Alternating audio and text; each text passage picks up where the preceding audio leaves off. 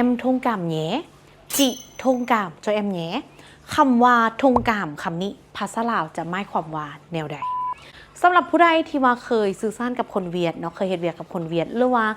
คนลาวที่เรียนภาษาเวียดเนาะเขาจะมักได้ยินคำเบานี้ออกจากปากคนเวียดเนาะซึ่งว่าคำนี้คำว่าทงกามนี้เนาะความหมายหลักๆของมันก็จะแปลว่าเห็นใจหรือว่าเข้าใจสถานการณ์ของอีกฝ่ายหนึ่งเนาะโอเคเขาจะมายกตัวอย่างในการเบาคำนี้เนาะในภาษาลาวเขาจะบ่ค่อยเว้าคำนี้ปานใดเนาะแต่ว่าในวัฒนธรรมภาษาเวียดนามแม่นเพิ่นจะมักเว้าคำนี้ในกรณีที่ว่าเฮาบ่ได้เฮ็ดตามความหมายจังได๋เฮาบ่ได้เฮ็ดตามนัดหรือว่ามีแผนเปลี่ยนเนาะแล้วเฮาก็เฮ็ดให้บ่ตรงตามนัดหั่นน่ะแล้วก็บ่ตรงตามสิ่งที่เฮาได้ร่วมกันนั่นเฮาก็จะเว้าคำนี้ว่าเห็นใจเด้อหรือว่าบ่ต้องถือสาเด้อประมาณนี้เนาะจะแม่นว่าทงกามยกตัวอย่างเนาะยกตัวอย่างมีลูกค้ามาซื้อเครื่องนำเฮาแล้วการส่งเครื่องหันเกิดมีการดีเลย์เนาะก็คือจะส่งมื้อนี้แต่พัดว่าเครื่องบ่มาฮอดเนาะมีการดีเลย์เฮาก็บอกลูกค้าว่าเครื่องบ่มาฮอดเด้ออาจจะเป็นอีก 2-3 มื้อแล้วเฮาก็จะลงท้ายด้วยคำว่ามองจิทงกามแหนมองจิทงกามแหนหรือว่าจะแปลว่าหวังว่าเอ่ยเข้าใจหรือว่าหวังว่าเอ่ยจะบ่ถือสาเนาะหวังว่าเอ่ยจะเข้าใจมองจิทงกามแหน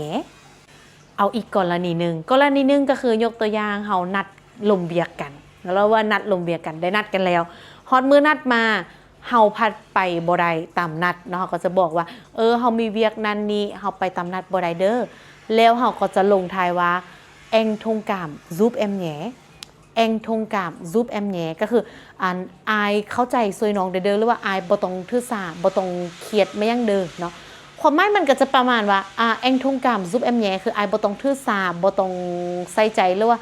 ให้เข้าใจในกรณีของน้องเด้อเราจะว่าเอ็งทงกามซุปเอ็มแหนหรือว่าเอ็งทงกามจอเอ็มแหน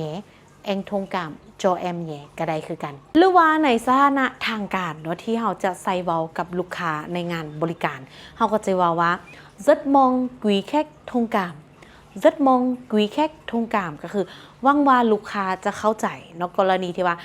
เฮาว่ามื้อนี้จะเปิดร้านแล้วมื้อนี้พัดเกิดมีเหตุฉุกเฉินร้านบ่ได้เปิดเนาะก็จะว่ามื้อนี้ร้านจะบ่ได้เปิดหวังว่าลูกค้าจะเข้าใจเนาะก็คือ rất mong quý khách thông cảm โอเคตัวนี้คือคำว่าทงกามเนาะอยากให้นักเรียนลองไปฝึกใช้ในชีวิตประจำวันเบิ่งเนาะเพราะว่าคำนี้จะเป็นคำเว้าที่สุภาพและก็น่าฮักหลายเนาะถ้าว่าเพิ่นส่วนเฮาไปบนใดบนหนึ่งแล้วเฮานัดนำเพิ่นแล้วพัดฮอดมือเฮาบ่ได้ไปเนาะเขาก็จะว่ามองแองทงกามหวังว่าอายจะเข้าใจเนาะ